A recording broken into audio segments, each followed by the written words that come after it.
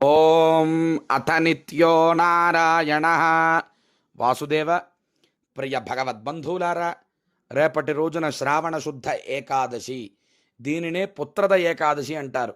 పుత్ర సంతానం కోసం చూసేటువంటి వాళ్ళు ఈ పుత్రద ఏకాదశి వ్రతం చేస్తే తప్పకుండా పుత్ర సంతానం కలుగుతుంది అని శాస్త్రవచనం.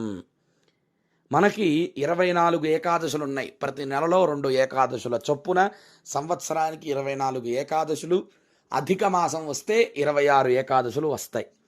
ప్రతి ఏకాదశికి ఒక్కొక్క పేరు ఉంది, ఒక్కొక్క ప్రత్యేకత ఉంది. ఎలా అయితే శ్రావణ శుద్ధ ఏకాదశిని పుత్ర ఏకాదశి అని పిలుస్తున్నామో, ప్రతి ఏకాదశికి కూడా ఒక్కొక్క పేరు, ఒక్కొక్క ప్రత్యేకత ఉంది. ఉపవాసం పాటించడమే ఏకాదశి వ్రతం. భగవంతుణ్ణి పూజ చేయటంతో పాటు ఉపవాసం పాటించడమే ఏకాదశి వ్రతం. అసలు ఉపవాసం ఎందుకు పాటించమన్నారు?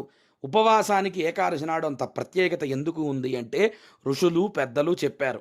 మనం తినేటువంటి ఆహారంలో, ధాన్యంలో ఏకాదశి నాడు పాపపురుషుడు ఉంటాడు అని చెప్పారు. అందుకే ఉపవాసం చేయమన్నారు. దశమి రోజు రాత్రి ప్రారంభించి ద్వాదశి రోజు మధ్యాహ్నం వరకు ఉపవాసాన్ని మనం చేసి ఆ రోజు మనం ఆహారాన్ని తీసుకోవాలి. ద్వాదశి రోజున ఇటువంటి ఏకాదశి నాడు ఉపవాసం చెయ్యాలి. ఉపవాసం అంటే ఆహారం మానివేసి ఉండటమే కాదు. ఉపవాసం అంటే భగవత్ ఆరాధన, భగవన్నామస్మరణ, మన మనస్సుని స్వామి పాదాల దగ్గర పెట్టి పూర్తిగా మన సమయాన్ని భగవంతుడికి కేటాయించడం. టీవీలు చూడటం, నిద్రపోవటం, ఇతర కార్యకలాపాలు చేయటం కాదు. ఉపవాసం అంటే మన పూర్తి సమయాన్ని భగవంతుడి దగ్గర కేటాయించాలి. ఇది గుర్తుపెట్టుకోండి. ఉపవాసం అంటే ఇది. ఇటువంటి పుత్రద ఏకాదశి గురించి మనకి భవిష్య పురాణంలో ఒక కథ చెప్పారు. అది మనం 2వ వీడియోలో తెలుసుకుందాము. అలాగే ఈరోజు కుబేర జయంతి.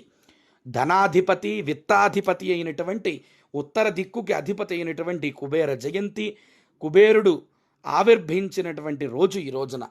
ఇటువంటి కుబేర జయంతి రోజున అమ్మవారి స్తోత్రాలు అంటే లక్ష్మీదేవికి సంబంధించినటువంటి స్తోత్ర పారాయణం చేయడం ద్వారా ఆ యొక్క లక్ష్మీ కుబేర అనుగ్రహం తప్పకుండా కలుగుతుంది.